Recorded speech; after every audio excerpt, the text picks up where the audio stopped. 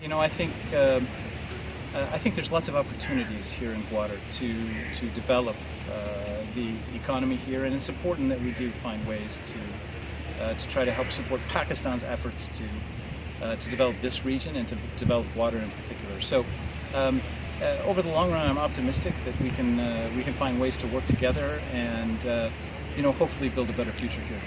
Thank you so much. In Pakistan and Balochistan, but especially in media field, we don't see Voice of America's Baluchi service, and Baluchi is being missed in this region. Don't you think that U.S. government need to take initiative for the Baluchi media internationally, collaboration with the U.S. government and Voice of America? Mm-hmm. I can certainly take that suggestion back. Thank you for raising it. I can say we are working closely with in higher education with Budums and with Syed Bahadur Khan University in Gwadar, but we're also working in the primary education level as well. USAID actually helped develop curriculum materials for Balochistan and Baluch local languages to help children learn how to read, which has had great outcomes in the schools. And we continue to grant scholarships and otherwise try to find ways to support children from this area with their education, including with English language education. So thank you for the suggestion.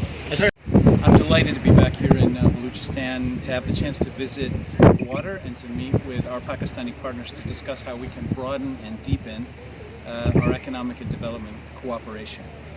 We appreciate the partnerships that we've built with the people of Balochistan, and those ties span education and economic issues, health, the rule of law, and far beyond.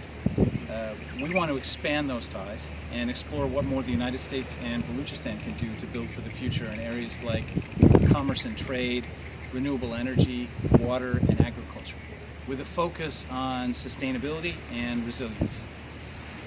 We want to make sure that Balochistan is positioned to take full advantage of the opportunities to connect with Pakistan's largest export market, the United States.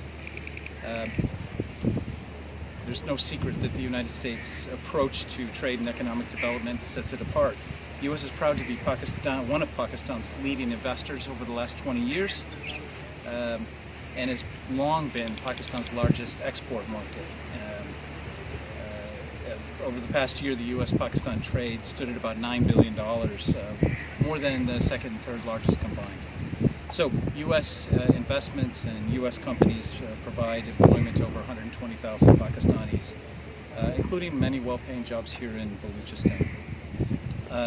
U.S. companies ensure that local partners meet international labor standards and working conditions, and work to build an economic foundation that benefits both our two countries.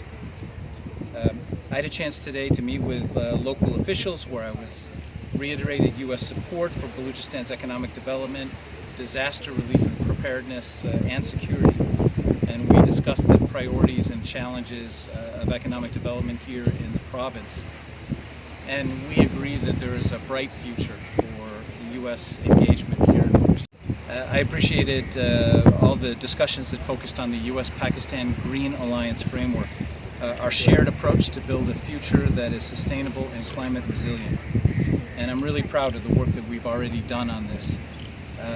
We started to work very quickly after last year's devastating floods affected Balochistan. We were able to provide cash and emergency food to over 600,000 people here in the province. But we've continued to work over the past year in the wake of the floods to try to rebuild in a resilient way.